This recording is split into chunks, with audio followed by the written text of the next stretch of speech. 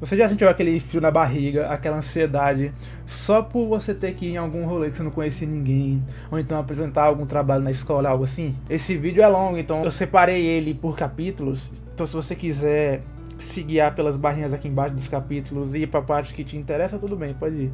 Mas eu recomendo fortemente que você assista ele até o final. Então, como eu falei, meu nome é Guilherme Dumont, mas você pode me chamar de Dumas, e hoje eu vou tentar te ajudar não como um especialista, mas como alguém que talvez já tenha passado o que você passou. A mão suando, o coração disparando, a nossa mente vira o nosso pior inimigo, né? Em situações que a gente anseia por algo, a gente pensa algo. Aquela crise de ansiedade padrão, que eu não sei se você tá ligado, mas se você clicou nesse vídeo, talvez você saiba como é que é a sensação. Mas eu sei bem como é essa sensação ruim de ter várias pessoas te observando o que você tá fazendo.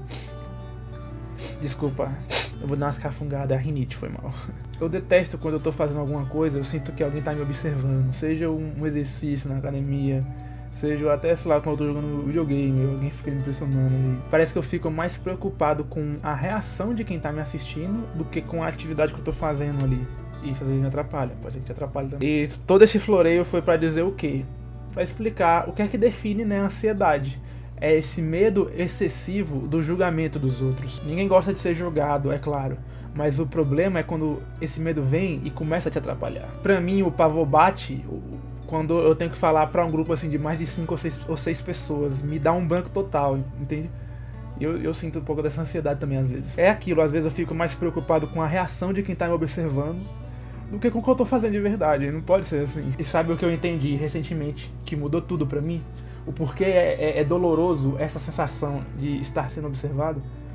Porque nós, como seres humanos, nós fomos feitos para regular as nossas emoções no outro. Somos animais sociais. Pensa bem, a gente busca os outros para compartilhar alguma alegria e, consequentemente, fazer o prazer da nossa vida aumentar. Entendeu? Seja quando você ganha alguma promoção, um trabalho, seja quando você compra alguma coisa que você quer comprar, você gosta de compartilhar, porque aquela troca te gera prazer. E não só isso, às vezes a gente olha pra um amigo que passou algum perrengue, algum problema, ou até alguma pessoa na internet e vê que ela resolveu um problema que você tá passando agora, aí você pensa, pô, se ele resolveu, eu consigo resolver também. Então a gente tá constantemente fazendo essa troca de sentimentos com os outros seres humanos. Quando a gente tá triste, quando a gente faz merda, quando a gente tá passando algum problema, a gente busca um amigo pra desabafar, pra ter um ombro amigo ali pra conversar. Mas se você esteja errado, você pode buscar o consolo de outra pessoa, entendeu? Enfim, a gente busca, né, um ombro amigo pra ouvir vai ficar tudo bem, tá tudo certo, a vida vai continuar. A gente observa as pessoas que a gente admira pra aprender a lidar com a vida. A gente vê um Jesus Cristo, um Buda e fala, pô, eu quero ser igual a esse cara, entendeu? Um negócio assim, um Sócrates. A gente precisa dessa conexão humana, porque é com essa conexão humana que a gente aprende, que a gente se acalma, que a gente se sente feliz. Então não tem como nós, como seres humanos, se desvincular da sociedade, do social. Então é que vem a merda da ansiedade social, porque, desculpa o palavreado, ela vem e te afasta das coisas que você veio pra viver, das pontes que nos ligam às outras pessoas. Ela te impede de usar essas estratégias que são vitais pra nossa sobrevivência, de buscar consolo, de buscar admiração, de buscar aprendizado. A ansiedade social vem e te atrapalha com isso, e te limita, você começa a ver uma vida limitada. E o resultado disso é o isolamento e a solidão. É por isso que esse assunto é tão sério, eu quis trazer um vídeo sobre ele aqui.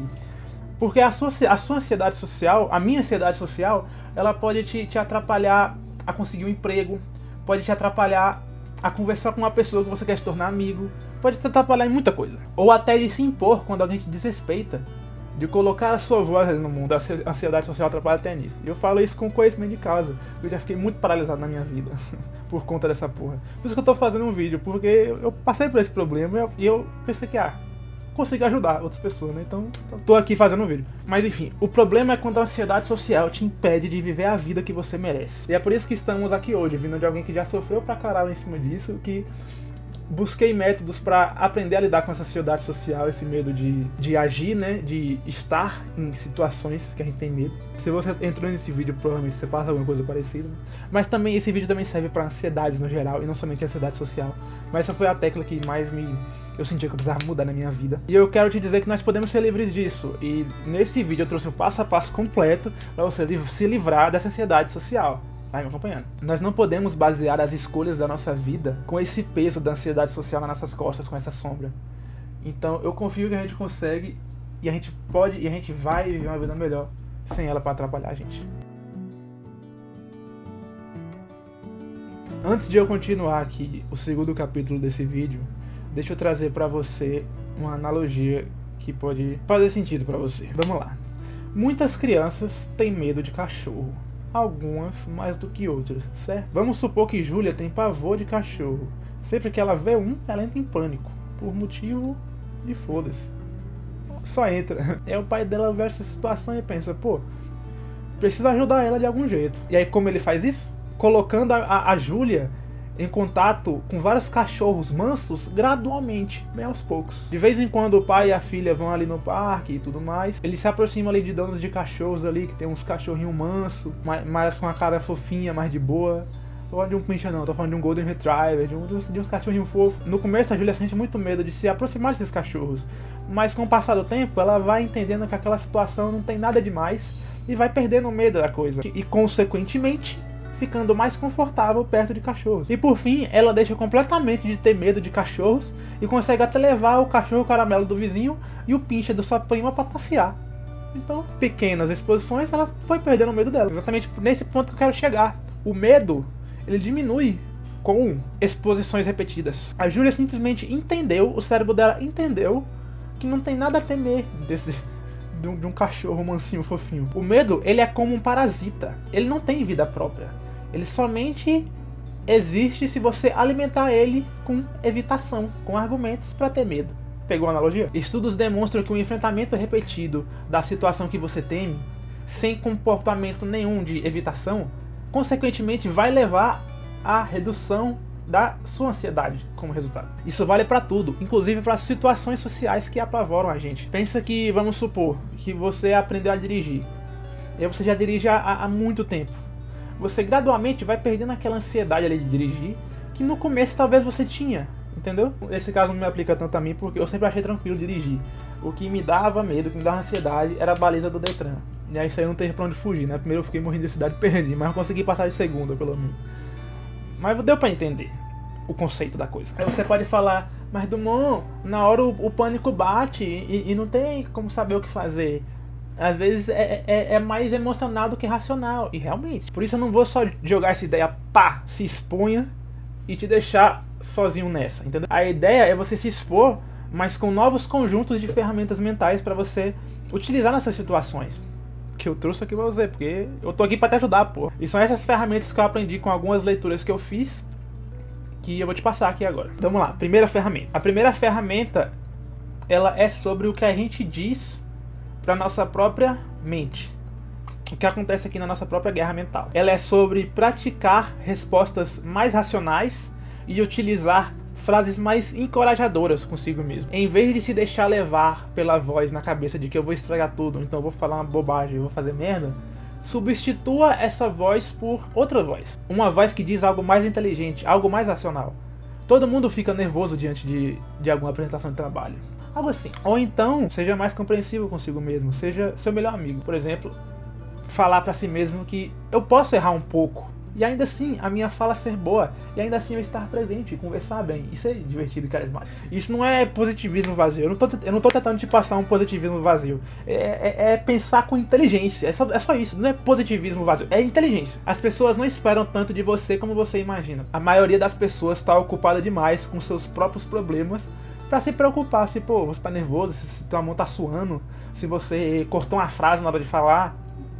As pessoas geralmente não ligam. E se liga, pô, essa pessoa é babaca. Mas enfim, lembre-se, nosso sistema de luta ou fuga, ele é primitivo. Nosso cérebro reptiliano aqui de animal. Acreditar que a gente tá em perigo é o suficiente pro alarme do nosso cérebro disparar e a gente sabotar a nós mesmos, entendeu? Então, só o fato de você não acreditar que tá passando por um perrengue já ajuda muito. Por isso nós temos que ter cuidado com os alarmes falsos da nossa mente. Essa voz racional que você vai praticar consigo mesmo, ela é simplesmente um auxílio para você dizer pro seu cérebro que calma, tá tudo bem, tá tranquilo. Seus pensamentos intrusivos. E agora a segunda ferramenta, que engloba esse escopo da exposição. A segunda ferramenta é sobre direcionar a sua atenção. Pensa na sua atenção como a luz de uma lanterna. Você tá na floresta ali e tal, e aí quando a ansiedade bate, é como se, em vez de você analisar a situação, você vira pro seu próprio peito a lanterna e fica reparando ali no seu coração batendo, em como você tá com medo, entendeu? Em como você tá tendo pensamentos negativos. O que precisamos fazer é um movimento contrário. Você precisa aprender a canalizar os seus pensamentos e a sua emoção para o momento presente e para situações externas, e não o que está se passando dentro de você. Você tem que aprender a focar no momento presente. Ouça o que a outra pessoa que você está conversando está dizendo.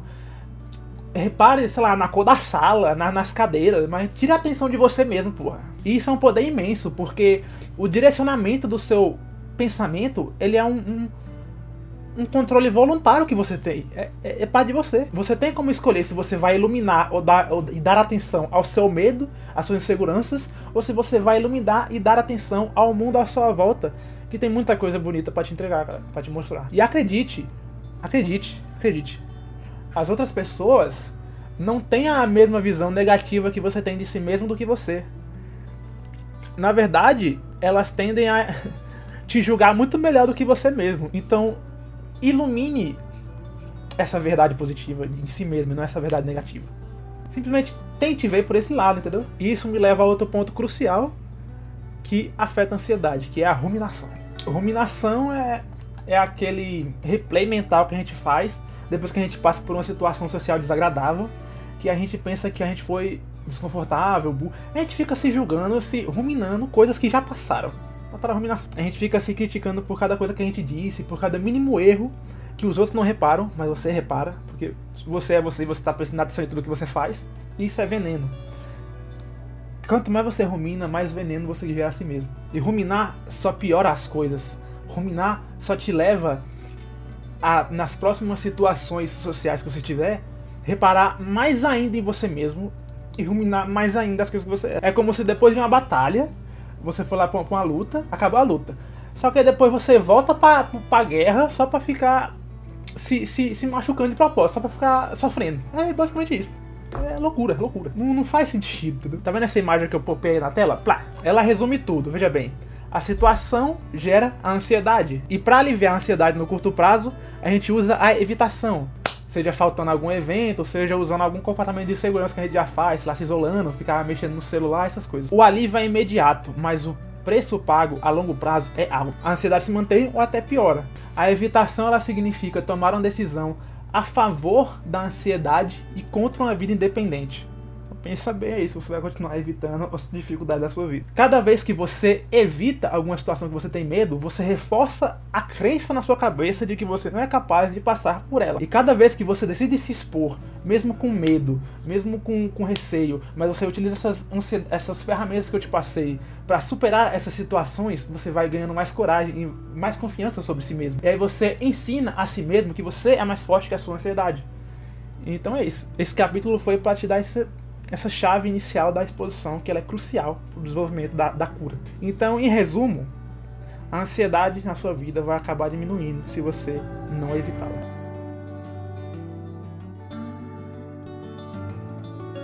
No último tópico do vídeo, eu te mostrei a importância de parar de evitar e começar a se expor. Mas se a gente vai para o campo de batalha, para a rua, para o inferno, para puta que pariu, a gente precisa saber que é o inimigo que a gente está enfrentando. E o inimigo que a gente está enfrentando mora aqui, ó, na nossa cabecinha. Ok, eu não quero demonizar a sua ansiedade e nem os seus próprios pensamentos, mas a maneira como a gente pensa tem uma influência absurda na maneira como a gente sente. Nossos pensamentos são os filtros com os quais a gente enxerga o mundo. Ou seja, não é a situação que você vai se inserir que vai te causar ansiedade, e sim como você enxerga essa situação. É a sua interpretação sobre determinada situação que vai te gerar ansiedade ou não. Veja bem, o objetivo que eu quero trazer aqui nesse capítulo do vídeo não é te trazer um pensamento positivo tóxico, que não funciona. Eu quero te ensinar a pensar de uma maneira mais realista e adaptativa à situação e ao ambiente. E para fazer isso, para fazer a gente pensar de maneira mais consciente, eu quero trazer duas armadilhas mentais muito recorrentes em nossa vida, muito recorrentes em nossas vidas, que muito provavelmente você nunca parou pra pensar sobre, mas que tá ali e acontece. E eu vou te falar e você vai entender. A primeira das grandes armadilhas da nossa mente é a superestimação de probabilidades. Esse é só um termo técnico para falar de um negócio que a gente faz o tempo todo. A gente olha para uma situação, imagina o que pode acontecer, o pior cenário possível, e age como se esse cenário tivesse 99% de chance de acontecer. Impressionante. A gente exagera a possibilidade do desastre. A gente imagina que uma situação ruim pode acontecer e acredita, não, é isso que vai acontecer, eu vou se fuder, o mundo vai acabar. É o medo de ir num evento, numa festa, porque com certeza eu vou ficar sozinho num canto. É o medo de mandar uma mensagem, porque você tá com a certeza absoluta de que você vai parecer um idiota mandando essa mensagem, ninguém vai rir, ninguém vai achar legal o que você falou. É pensar e ruminar uma situação de novo. Ou seja, você está superestimando uma probabilidade que você inventou na sua cabeça. A gente precisa aprender a ser o detetive da nossa própria cabecinha, nossa própria mente. E por isso eu te trouxe mais algumas ferramentas para isso. Primeiro, passo 1, a gente precisa desacelerar e prestar atenção. Entender que nossos pensamentos ansiosos são apenas hipóteses, e não fatos, e não leis. Depois, como um bom detetive, a gente precisa examinar as evidências, ou seja, tente se colocar de fora da situação que você está ruminando e observar por fora, observar como um ouvinte externo. Imagina que você é um observador neutro assistindo a cena, que você está ansioso. Essa pessoa de fora também chegaria à mesma conclusão que você? Ela também acharia que o desastre é certo? Essa simples mudança de perspectiva ajuda a gente a quebrar o nosso viés de confirmação, que é aquela tendência que a gente tem de buscar os argumentos que fortalecem as nossas neuroses, buscar provas que confirmem nosso medo. E por fim a gente precisa de terceiro, esclarecer o desfecho e determinar as reais probabilidades. Nossos medos, eles adoram ser vagos e emocionais. Vai dar tudo errado, oh meu Deus, beleza. Primeiro, o que é tudo, primeiramente? Vai dar errado mesmo? O que dá errado significa, entende? Quando você começa a dar especificidade no seu pensamento, quando você se força a ser específico, a irracionalidade do medo fica exposta. Qual a chance real de você ir numa festa de 0 a 100 e ficar completamente sozinho e não falar com ninguém? Qual é a chance disso acontecer, de 0 a 100%? Provavelmente é bem menor do que a sua ansiedade te fez pensar do que é. Mas aí vem o segundo golpe, a segunda armadilha. Lembra que eu falei que eram duas? Além da superestimação de probabilidades, a gente pode cair no pensamento catastrófico. A gente diz, mas ok, e se acontecer o que eu tô pensando que pode acontecer? Esse pensamento catastrófico, ele é o erro de pensamento que faz a gente imaginar, ok, se alguma coisa que eu não quero que aconteça comigo, o resultado disso vai ser permanente, irreversível e terrivelmente doloroso. Ou seja, vai ser o fim do mundo, vai ser horrível. E não é. Você provavelmente está problematizando algum evento que é só desconfortável, provavelmente. Vou te dar um exemplo de um pensamento catastrófico.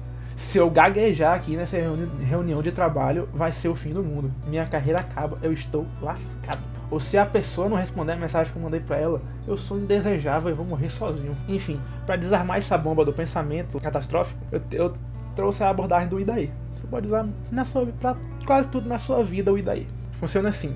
Primeiro você desacelera a sua mente. Respire comigo. E percebe o pensamento catastrófico que está vindo na sua mente nesse momento. Aí você pega e vira pra ele e fala, e daí?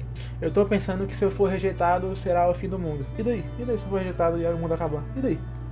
Você vai acalmando a si mesmo. Depois que vier esse pensamento ruminativo, comece a se questionar. A raiz do problema se dá à importância que nós damos aos fatos. A importância exagerada que nós damos aos fatos. Às vezes não é tão importante assim. A abordagem do e daí te leva a pensar num problema até essa consequência final. E se eu for rejeitado? E daí? Eu vou me sentir triste e humilhado se eu for rejeitado. E daí? Vou passar o fim de semana todo remoendo isso. Vai ser muito... E daí? Ué, e daí que na segunda-feira a vida continua, o sentimento ruim vai passar, assim como todos os outros já passaram, e a vida vai continuar. Porque as coisas ficam no passado. A gente não precisa viver do passado. É só um sentimento ruim, como todos os outros, que vão passar. Quando você faz isso, você percebe que você tem muito mais ferramentas para lidar com as situações indesejadas da sua cabeça do que você imagina. quando você nota as estratégias que você pode fazer para se superar, a vida vai ficando mais fácil. Identificar suas estratégias de enfrentamento vão te ajudar em como você vai reagir numa situação que te desafia. Vamos supor que, sei lá, o seu medo se realiza e você derrama um copo de café na camiseta de alguém. Essa situação não vai acabar numa briga de soco, pô, eu acho. O que você faria? Você pode, sei lá, se oferecer para limpar a roupa dessa pessoa que derramou café, mas que provavelmente ela não vai aceitar. E então fazer questão de pagar outro café para essa pessoa, o que vai resolver a situação. Percebe? Se você se sente confiante para lidar com determinado problema, a chance de você sentir ansiedade nessas situações diminui bastante, porque você se sente capaz de resolver qualquer situação.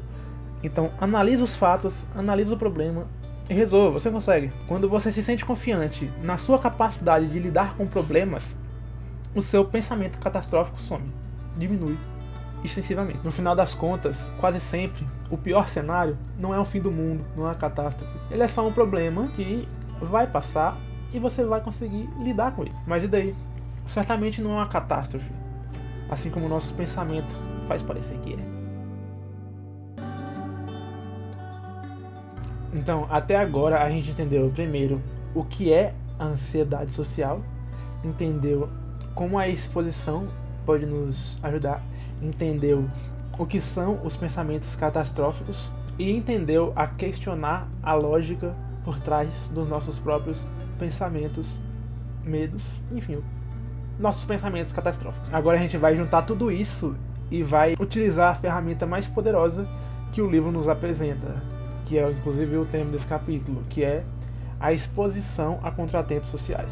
Isso nada mais é do que criar experimentos reais para testar a veracidade das nossas crenças. A gente vai fazer isso para provar na prática que a ansiedade que a gente tem não é esse monstro de 7 cabeças que a gente pinta. E para você entender o poder disso, eu preciso te mostrar outra historinha sobre um experimento clássico, que é o experimento do macaco na caixa. Eu acho mais fácil explicar conceitos através de histórias assim, mas vamos lá. Imagine um macaco num quarto. Nesse quarto é separado por uma muretinha no meio, que ele consegue pular. Em um dos lados, os pesquisadores colocaram uma luz na sala que, quando acionada, o chão era seguido por um choque. O macaco, então, ele aprendeu rápido. Assim que a luz acionava, ele tinha que pular pro outro lado da mureta para não sentir o choque. Até aí tudo bem, mas a parte interessante do experimento vem agora. Os pesquisadores desligaram o choque, a luz continuava vindo, mas o choque não tinha mais. Aí você imagina, o que é que o macaco fazia? O que é que você acha que o macaco fazia? Ele continuava pulando. A cada vez que a luz acendia, ele pulava pro outro lado da mureta, simplesmente por um medo na sua cabeça que já não existia mais. A única maneira do macaco descobrir que o choque tinha sido desligado seria enfrentar o seu medo e permanecer no mesmo lado da sala. Seria ficar no compartimento que ele estava para ver o que de fato aconteceria. E o que isso tem a ver com a gente, com esse experimento?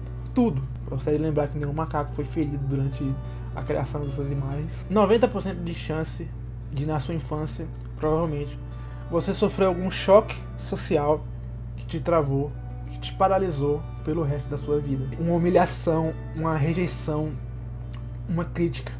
E aí a gente entendeu que essa situação, essa luz acendendo, era o momento de fugir, de correr. A gente aprendeu que certas situações sociais são perigosas.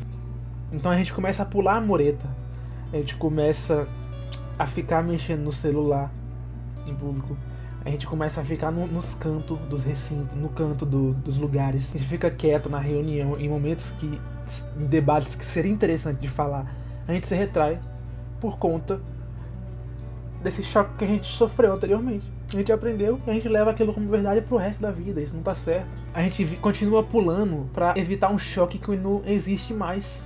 A gente fica correndo de um risco fictício que atrapalha a nossa vida. Enquanto a gente continuar usando essas estratégias de evitação, evitando os lugares, a gente nunca vai pular mais pro outro lado da mureta e descobrir que o outro lado do muro é na verdade muito seguro, entendeu?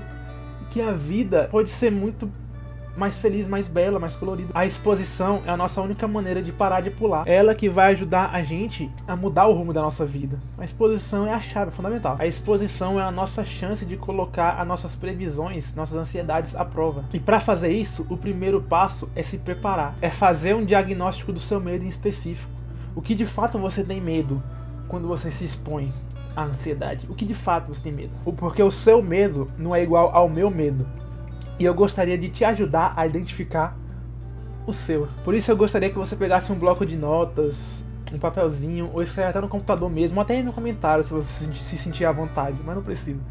Mas seria interessante você escrever para iniciar um processo de investigação de si mesmo, que eu vou te guiar e te ajudar. Agora, vamos fazer um raio-x da sua ansiedade e responda com a maior honestidade possível. Primeiro, pegou o papel? Não pegou ainda? Deixa o seu like aí enquanto você pega o papel aí. Primeiro, eu gostaria que você pensasse em uma situação específica que te causa medo. Pode ser ir no aniversário, apresentar um trabalho, chegar na menina, qualquer coisa. Pensou? Agora complete a seguinte frase: essa situação social é desconfortável pra mim, por quê? Aí você anota de 1 a 2 motivos de por que essa situação social é desconfortável. Segundo, o que você acha que os outros esperam de você nessa situação? Eu acredito que as pessoas esperam que eu seja engraçado, inteligente, perfeito. Terceiro e mais importante passo dessa sua investigação: qual o seu maior medo? Se eu tiver que enfrentar essa situação, o que mais me preocupa é... Tenta listar umas 3, 4 coisas. Você tem medo da ansiedade sair do controle? De ser rejeitado? De parecer incompetente? E por último, mas não menos importante, responda para si mesmo: o que você faz para se proteger? Por exemplo, para diminuir minha ansiedade, eu costumo ensaiar uma conversa antes de fazer ela. Eu costumo beber um álcoolzinho, uma cerveja, uma cachaça, um vinho, para ficar mais fácil de interagir. Eu costumo maniar as coisas que você tem para se proteger dessas situações, desses medos. Eu evito o contato social. Essas suas últimas respostas são a sua mureta. O que você coloca na sua vida para a ansiedade social ainda se manter no controle da sua mente. São essas as respostas que auxiliam a sua ansiedade a se manter viva. E o primeiro passo para nossa liberdade é olhar para essa nossa sombra e reconhecê-la, que ela existe, que ela está ali viva. Pronto, agora com essas respostas em mãos, você não tem mais um medo vago, invisível, que você sabe estar ali e não sabe o que fazer. Você tem algo para trabalhar em cima, você tem um alvo específico, você tem um ponto de partida para começar a mudança. E a sua tarefa agora é, se você escolher aceitá-la, é buscar uma dessas situações sociais que você teme e colocar as suas crenças à prova. A missão agora não é ser perfeito, não é não sentir a ansiedade. A missão agora é você ser um cientista de si mesmo. É comparar o que a sua mente ansiosa previu com aquelas respostas que você deu com o que realmente aconteceu.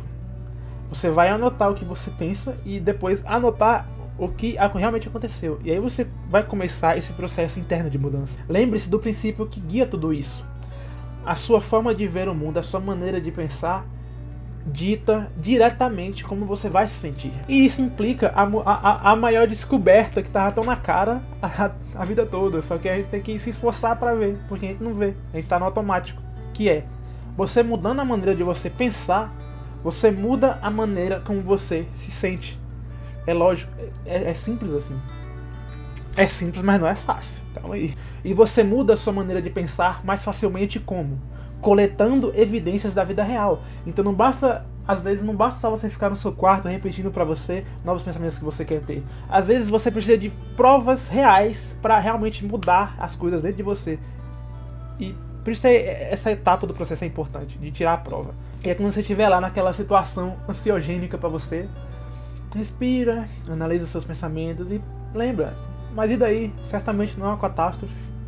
Certamente o que está acontecendo comigo agora não é um problema de verdade. E você vai repetindo isso, porque todo esse processo de se expor, de se colocar nessas situações, não é pra você mudar quem você é.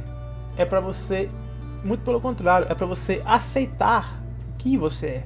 Isso nos leva ao nosso próximo, talvez mais importante passo. Repita isso, porque todo esse processo de se expor, de lutar contra os seus anseios, não é basicamente um passe de mágica para você se tornar um extrovertido da noite pro dia. É tudo isso, toda essa mudança que a gente vai fazer é sobre algo muito mais profundo. É sobre aceitar-se como você é. E isso nos leva para o nosso próximo tópico. Aceitar a si mesmo e aceitar as condições à sua volta são uma das estratégias mais eficazes para você vencer a ansiedade. Em vez de lutar ou se frustrar com uma situação que já aconteceu, você pode simplesmente aprender a aceitá-la. Você pode adotar outra postura, que é aceitar as coisas, inclusive a si mesmo. Eu demorei a entender isso, mas a ansiedade social não necessariamente ela é o problema principal. O problema é a forma como a gente pensa sobre nós mesmos. Se você não se aceita do jeito que você é, com as suas falhas, com as suas cicatrizes, com suas qualidades, você naturalmente vai partir do pressuposto que ninguém mais vai te aceitar. E isso afeta na maneira como você interage com o mundo. A voz crítica que você ouve te julgando, te criticando, te martirizando, ela é só o eco de algo ruim dentro de você que você está escutando há muito tempo. É uma coisa que você está acreditando cegamente há muito tempo. E aquilo já está se materializando como verdade. Entendeu? E essa voz interna que você escuta há muito tempo, que às vezes você não se identifica com ela, ela é muito poderosa. E ela que pode estar te atrapalhando mesmo, de verdade. Ó, vamos lá. Pensa que a sua atenção ela é como a bateria de um celular. Quando a gente está numa situação social, a gente usa a nossa bateria, em vez de usar a nossa bateria para prestar atenção no ambiente, prestar atenção na conversa, nas pessoas, a gente presta atenção em nós mesmos. A gente cai no erro do automonitoramento constante. E isso é ruim pra gente. A gente vira uma câmera de segurança de nós mesmos. Ai, será que meu cabelo tá bom?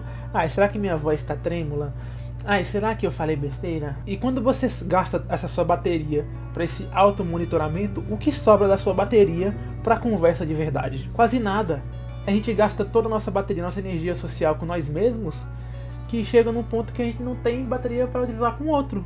E aí a gente retroalimenta essa ansiedade porque a gente não se satisfaz com a nossa performance social. É por isso que uma dica pessoal que eu tenho, um mantra para você ligar aí, ó, na sua vida, é muito simples. É só você dizer foda-se. Foda-se.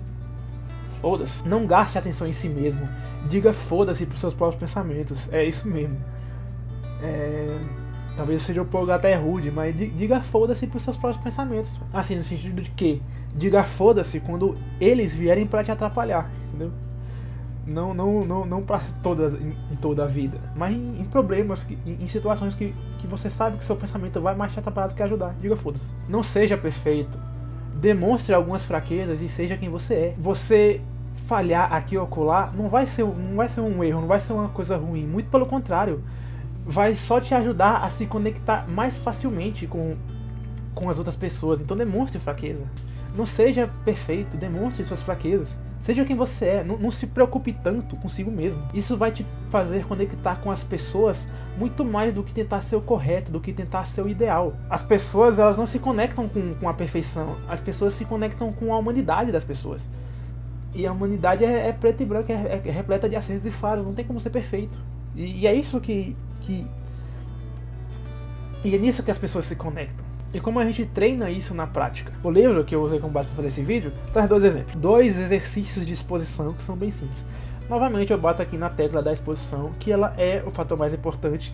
Existem várias maneiras de você utilizar a exposição a perigos na sua vida para resolver problemas, resolver medos. O primeiro dos exercícios é: vá ao banheiro, tranque a porta e se olhe no espelho por 10 minutos. Sem julgamento. Não é para arrumar o cabelo, não é para estourar uma espinha, não é para fazer a barba. Não, é para se olhar sem julgamento por 10 minutos. A intenção aqui é você olhar como se estivesse olhando para outra pessoa. É para você se acostumar com a sua própria presença, entendeu? Então faça isso. O outro exercício é: grave sua voz e depois fique escutando. Você pode ficar com vergonha, pode ser embaraçoso. Eu mesmo não sou muito fã de gravar, de eu escutar minha própria voz, né? Mas já tô me expondo aqui gravando um vídeo, então é o que eu aprendi a superar. Então você escuta pra você perder às vezes essa vergonha que você tem de si mesmo e entender que a sua voz faz parte do que você é. A sua voz, o seu jeito, a sua presença. É você se aceitar e se acostumar consigo mesmo. Pra assim você poder só ser você com as outras pessoas. E aí você vai atrair pessoas pra serem suas amigas, entendeu? Enfim, o objetivo dessas práticas que eu tô te trazendo é só pra você encontrar uma maneira de se expor sem tornar as coisas fáceis demais, tá ligado? Pra você se acostumar consigo mesmo. E junto com isso vem a parte mais importante, o equilíbrio. Não é sobre ser rude consigo mesmo. Pensa comigo.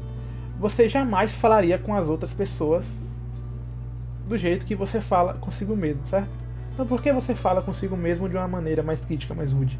Por que você não tenta começar a ser um pouco mais gentil consigo mesmo? Por que você não tenta ser o seu melhor amigo de si próprio, de si mesmo? E aí quando a raiva, quando a autocrítica vierem, depois de algo desagradável que aconteceu com você, pense, quem é que tá sofrendo com essa raiva? Quem é que tá sofrendo com essa crítica? Ninguém além de você, meu parceiro. Lembre-se, cada pessoa que você encontra tá travando a sua própria batalha mental. Cada pessoa que você encontra tá fazendo o que ela pode, o que ela consegue com os talentos que ela tem. Isso vale para os outros, mas também vale para você. Então tenha compaixão consigo mesmo, assim como você tem com os outros. No fim das contas, a grande libertação não é quando as pessoas começam a te adorar, e sim quando a opinião das outras pessoas deixam de ter poder sobre você, velho. Isso é a chave, isso é crucial. Porque o que é mais importante do que ser apreciado pelos outros é que você goste de si mesmo. E isso muda tudo na sua vida. Quando você chegar nesse ponto, nesse lugar de autoaceitação, a ansiedade ela pode até vir aqui e acolá uma vez ou outra, mas ela não terá mais o mesmo poder sobre você. Porque você já se aceita, meu nego velho. Be kind, porra. Seja gentil consigo mesmo, porra. Se aceite. Muda tudo, muda muita coisa. Estamos chegando ao final do vídeo e eu gostaria de comentar só mais uma coisinha antes da gente ir pro final de fato. Nós falamos muito sobre a parte mental e emocional da ansiedade, de fato. Mas às vezes ela bate no corpo. Tem também a questão física da ansiedade. Coração disparando, falta de ar, as mãos suando frias. Se você já passou por uma crise de ansiedade, você sabe como é. Para esses momentos de crises que eu estou te falando, o livro guia que eu estou usando para escrever todo esse roteiro, ele tem um capítulo dedicado somente a essa parte física da ansiedade. A parte física da ansiedade. É um capítulo inteiro que ele dedica aos primeiros socorros, digamos assim. Que é o capítulo 7, diminuindo a ativação da ansiedade. Até então, eu quis trazer nesse vídeo o aspecto psicológico e filosófico da ansiedade. Mas ela afeta a gente fisicamente, fisiologicamente. E aí tem um capítulo dedicado nesse livro somente com exercícios de respiração e tudo mais, para você manter o controle e conseguir baixar a temperatura do seu corpo e relaxar, entende? Ficar mais calmo. E essa parte física, prática do livro, eu recomendo você se aprofundar mais por ela pelo livro mesmo. Ou se você realmente estiver interessado e não tiver acesso ao livro, você pode comentar aqui embaixo que eu te falo. Mas eu quis comentar isso tudo para trazer um ponto importante, que é, novamente, eu escrevi todo esse roteiro baseado no livro Ansiedade Social, enfrentando seus medos e aproveitando os contatos sociais com a terapia cognitivo-comportamental. Esse foi o livro aí, pá, que tá aí na tela, que eu li, né, pra resolver esse problema na minha vida, porque é assim que eu resolvo as coisas na minha vida, entendeu? Eu não tenho vontade de ir em psicólogo, me abrir para um terapeuta, para um psiquiatra, e eu não tenho acesso. Apesar de não ter acesso, eu também, que se tivesse, eu não me sentiria muito à vontade de ir, porque eu não me abro assim com certa facilidade. Eu prefiro encontrar a solução dos meus problemas pela minha própria vontade, entende? E aí eu tinha esse problema da ansiedade social e eu tentei resolver ela como? Assim como eu resolvo todos os problemas da minha vida, que é estudando muito sobre o assunto. Se eu tô com algum problema, eu leio um livro sobre isso, eu pesquiso em vídeos no YouTube, eu vejo o que outras pessoas falam sobre, enfim. Eu sou um pesquisador para resolver esses meus problemas. E aí eu encontrei nesse livro a ajuda que eu precisava, e eu achei extremamente pertinente eu trazer aqui pra vocês esse conhecimento que eu já adquiri, eu já anotei, né? E aí eu vou deixar o link pra esse livro aqui na descrição, como um link de associado da Amazon.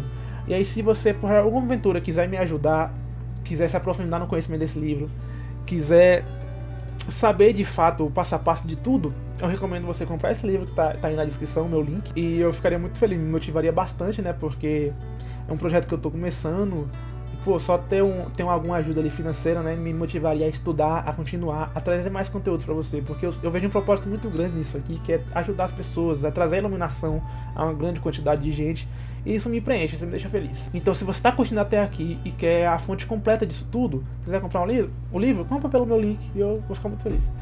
Mas também não precisa comprar, só de você comentar aqui eu vou ficar extremamente satisfeito, sério. Mas voltando ao foco, uma vez que a gente aprende a lidar com a nossa crise interna, agora a gente passa para a próxima etapa, que é um refinamento das nossas habilidades sociais. E esse, meus amigos, que eu vou passar agora, esse próximo capítulo, para mim é o creme de la creme, que é o que vai te trazer a satisfação em estar presente em situações e não somente performar.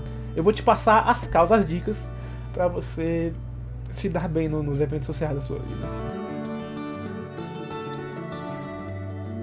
A maioria das pessoas com ansiedade social acha que tem habilidades sociais ruins, que talvez seja o seu caso ou não. A pessoa pensa que não sabe conversar, que é estranho, que simplesmente não tem o dom que outras pessoas extrovertidas têm. Mas o que esse livro e a minha própria experiência de vida me mostrou é que na grande maioria dos casos isso é uma mentira que a nossa própria ansiedade conta pra gente. Novamente eu bato naquela tecla, cuidado pra não acreditar nas mentiras que você tem contando pra si mesmo, até hoje. Tem aquela frase, não sei se é do Albert Camus, é Camus? Não sei. Aquela frase que diz, se você acha que consegue e acha que não consegue, você está certo. E é isso, velho. O seu problema raramente é a falta de habilidade. Muito provavelmente o seu problema nas situações sociais é o medo que você tem e o seu constante automonitoramento. Conceitos esses que a gente já falou no vídeo até então. Então, o objetivo desse capítulo final não é te ensinar a performar em situações sociais. É te dar algumas chaves para desbloquear o que já existe aí dentro de você. Para transformar as interações sociais que você tem de uma performance para uma conexão de verdade.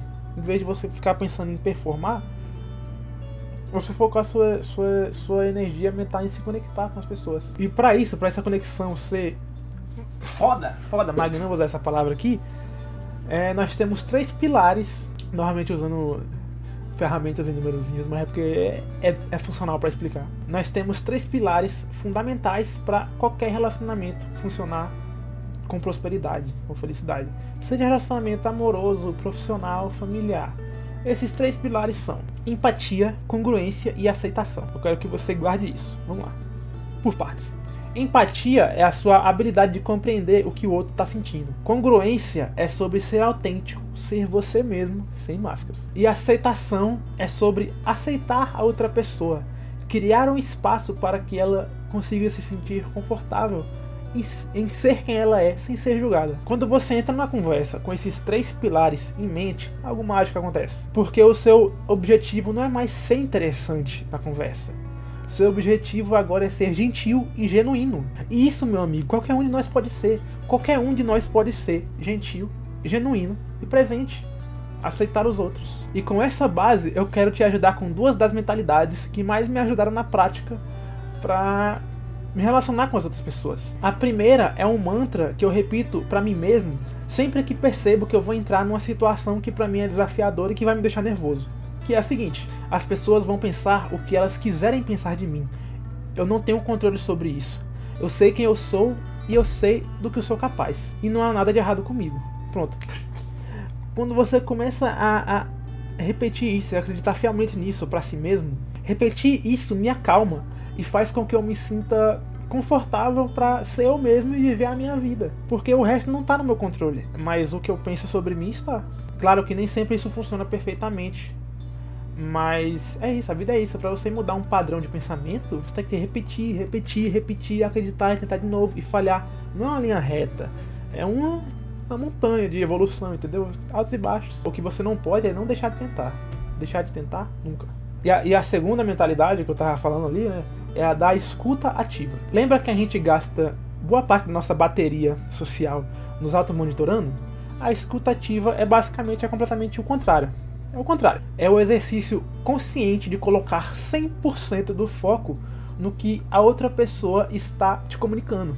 É ouvir para entender e não para responder, para ter uma resposta pronta. É ter curiosidade genuína sobre a história das outras pessoas. você consegue muitas amizades, você consegue se sair muito bem simplesmente sendo alguém interessado pelos outros. Porque quando você faz isso, duas coisas incríveis acontecem. Primeiro, a pessoa se sente valorizada e a conexão se aprofunda. Segundo, que você não tem mais energia mental para se preocupar com a sua ansiedade. Você deixa de focar a atenção em si mesmo e aí você consegue de verdade estar presente. É nesse esquecimento de si que você encontra o verdadeiro estado de presença. E é claro, sempre leva a vida com bom humor, aprenda a rir de si mesmo, gagueje, tropece, faça merda, ria de si mesmo, cara, ria de si mesmo. Rir dos próprios erros é o que mais nos conecta como seres humanos, porque a gente rompe aquela barreira do ego, de tentar sempre proteger essa máscara. No final das contas, o segredo é entender que você não é melhor e nem pior do que ninguém. É sobre lembrar que você tem algo a aprender com cada uma das pessoas que entram no seu caminho. É sobre ser gentil com os outros e principalmente ser gentil consigo mesmo. E com essa ideia de sermos mais gentis com os outros e consigo mesmo, chegamos ao fim do vídeo. Se você assistiu esse vídeo até aqui, do fundo do meu coração, muito obrigado. Muito obrigado mesmo. Eu sei que foi um vídeo denso, foi um vídeo longo, uma verdadeira jornada. E eu sou muito grato por ter tido a sua companhia nela. Saber que você dedicou o seu tempo da sua vida para refletir comigo as questões que eu trouxe nesse vídeo me deixa muito feliz. Se algo nesse vídeo fez sentido pra você, te ajudou em alguma coisa, deixa um like aí, se inscreva. Por favor, deixa um comentário, porque me motiva demais e me deixa muito feliz, velho. Pode ser qualquer coisa, uma experiência sua, ou simplesmente um eu vi até o final. Escreve um eu vi até o final aí que, pô, eu vou ficar muito feliz. Eu leio todos os comentários e é um combustível pra mim. E é isso. Pra encerrar esse vídeo eu quero trazer uma reflexão. Se fosse para impregnar alguma coisa na sua mente, uma frase, um mantra, pra ter aí na sua cabecinha, seria o seguinte, velho. Mais importante do que ser apreciado pelos outros é que você goste de si mesmo.